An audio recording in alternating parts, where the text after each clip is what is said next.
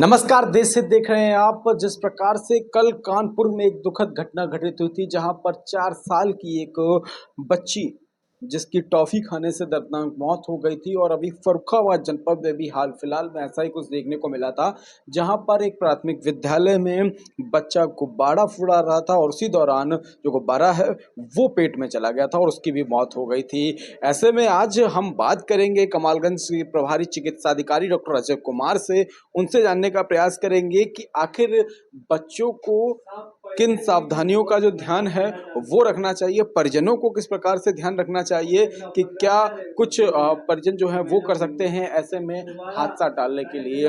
इन सभी चीज़ों पर बात करने के लिए में डॉक्टर अजय कुमार हमारे साथ में जुड़ चुके हैं। डॉक्टर साहब, क्या सावधानियां जो हैं वो रखनी चाहिए आमतौर पर परिजनों को? आमतौर पे जो बच्चे छोटे होते हैं उन्हें इतनी समझ नहीं होती है। टॉफ़ी है या खिलौने हैं, गुब्बारे हैं, फुलाते हैं तो फिर वो श्वास नली में चले जाते हैं। श्वास नली, आहार नली पास-पास ही होती है।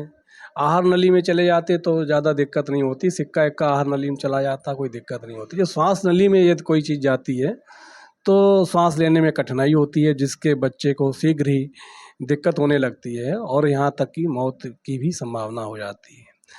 तो जाते वक़्त इसमें कोई चीज़ सांस नली में जाती है तो बच्चे को मालूम होता है, अभिभावक या टीचर्स होते हैं उनको लगभग आइडिया लग जाता है कोई चीज़ बच्चे ने निगल ली है तो ये दिक्कत हो रही है। तो उसमें ये थोड़ा धैर्यपूर्वक एक हेलमेट मैन्योवर होता है, जिसमें पेट के ऊपरी हिस्से में डायफ्राम के पास पीछे मुट्ठी बांध कर इसमें थोड़ा प्रेशर लगाते हैं, तो उसके कारण बच्चे को खांसी आ जाती है और प्रेशर होता तो इसके कारण जो भी चीज़ फंसी हुई है ऊपर निकल जाती है और आसानी से बच्चा सांस लेने लगता है और इन चीज़ों से बचा जा सकता है। दूसरी चीज़ें हैं, कुछ चीज़ों को ध्यान भी रखना चाहिए। बच्चे खेल खिलौना खेल रहे हैं तो उनको ध्यान रखना चाहिए, मुँह में ना दें, वैसे अपने हाथ से खेलें। टॉफ़ी है, टुकड़ों में तोड़ के खाएँ, है ना? इन चीज़ों को ध्यान रखते हुए तो ये काफ़ी हद तक इन चीज़ों को दूर किया जा सकता है।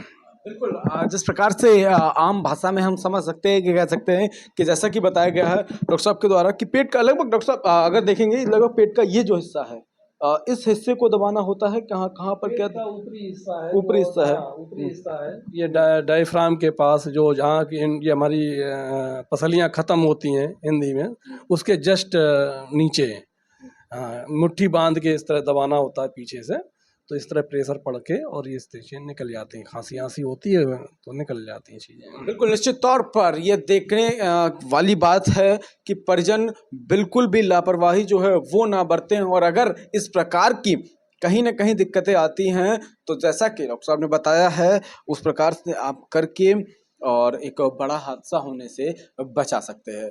तो जागरूक रहना बेहद आवश्यक है। फर्रुखाबाद जनपद से देश हित के लिए शिवम शुक्ला की रिपोर्ट।